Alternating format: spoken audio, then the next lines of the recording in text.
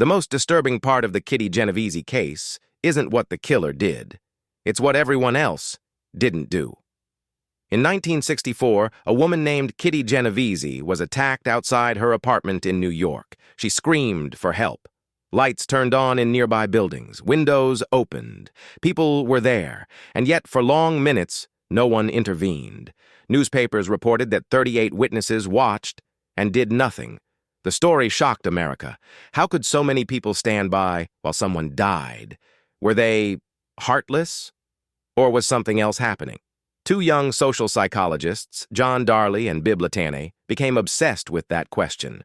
They didn't believe the answer was evil. They believed it was psychology. So they designed experiments. In one study, participants sat alone in a room filling out a questionnaire. Suddenly, smoke began pouring through a vent. When people were alone, most stood up within seconds and reported the danger. But when they were sitting with two strangers who acted calm, pretending nothing was wrong, almost no one moved. The smoke grew thicker. The room became visibly hazy. Still, they stayed seated. The emergency hadn't changed. Only the number of witnesses had. Darley and Latané called this the bystander effect. When more people are present, each individual feels less personal responsibility to act. Responsibility diffuses across the group, and as it spreads, it weakens. There's another force at work, too.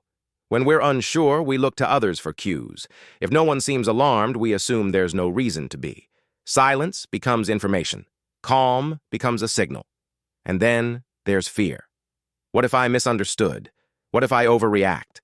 In a crowd, the brain quietly shifts from asking, "What's happening?" to asking, "Why isn't anyone else doing anything?" And in that shift, action dies. For decades, the Kitty Genovese story stood as proof of human indifference. 38 witnesses, no one helping, a chilling portrait of urban apathy. But here's the part that changes everything. Years later, deeper investigations revealed something more complicated. Not 38 passive spectators. Not pure indifference. Some people called the police. Some misinterpreted what they saw. Some thought someone else had already intervened. The tragedy was not that people didn't care. It was that responsibility dissolved in the presence of others. The bystander effect isn't about cruelty. It's about hesitation. It's about how easily the human mind distributes accountability until no one feels it fully. And the most dangerous sentence in any crowd is this: someone else will handle it. Because sometimes everyone is thinking the same thing, and no one moves. But history also shows the opposite. Sometimes one person moves, and everything changes. In 1955, when Rosa Parks refused to give up her seat on a bus in Montgomery, she was alone in that moment.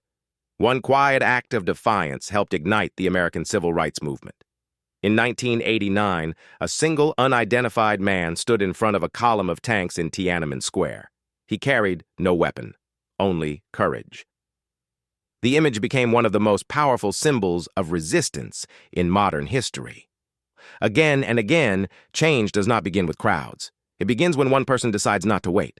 The bystander effect tells us what happens when everyone looks at everyone else. But courage begins the moment someone stops looking around and steps forward.